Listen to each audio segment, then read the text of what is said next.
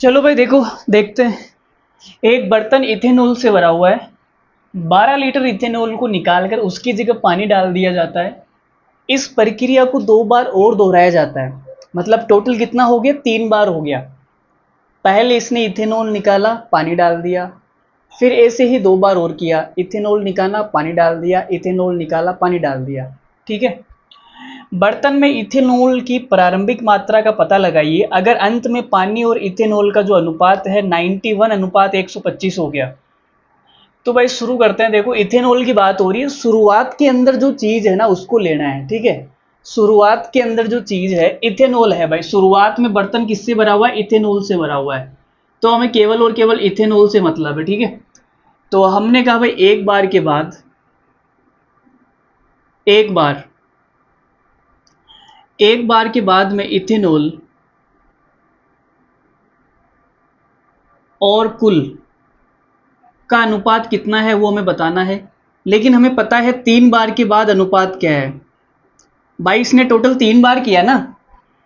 पहली बार तो यहां, फिर 2 बार और किया, 3 बार किया। तो 3 बार के बाद में जो अनुपात है वो ये हो जाता है। ठीक है। पानी और इथेनॉल, मतलब ये वाला तो है पानी और ये वाला है इथेनॉल। ठीक है। तो 3 बार के बाद में इथेनॉल कितना है? 125। और कुल कितना है? तो आपने कहा सर इथेनॉल और पानी टोटल मिश्रण कितना हो गया? 125 और 91 216। यहां तक किसी को कोई तकलीफ नहीं होगी। ठीक है। तो हमने कहा भाई 3 बार के बाद में ये है, एक बार का निकालना है। तो हम क्या करेंगे? इसका घनमूल ले लेंगे। ठीक है। जैसे यहां पे 2 होता तो मैं इसकी घात 1/2 लगा देता, वर्गमूल ले लेता। यहां पे 3 है तो मैं इसकी घात 1/3 लगा दूंगा, घनमूल ले लूंगा। तो 125 का घनमूल कितना होता है? 5। और 216 का घनमूल कितना होता है? 6। तो हमें पता लग गया भाई एक बार में इथेनॉल 5 था और कुल कितना था? 6। तो यहां मैं लिख देता हूं कुल कितना है भाई? कुल है 6 और इथेनॉल कितना है? 5। इथेनॉल कितना है? 5। तो आपने कितना निकाल दिया? एक बाहर निकाल दिया। सवाल में क्या बोला है कि आपने 12 लीटर बाहर निकाला।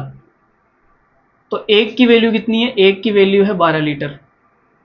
हमें क्या निकालना है? इथेनॉल की प्रारंभिक मात्रा। तो शुरुआत में कितना था? 6। तो 6 की कितनी आ जाएगी? 12×72 लीटर। तो आंसर हो जाएगा डी।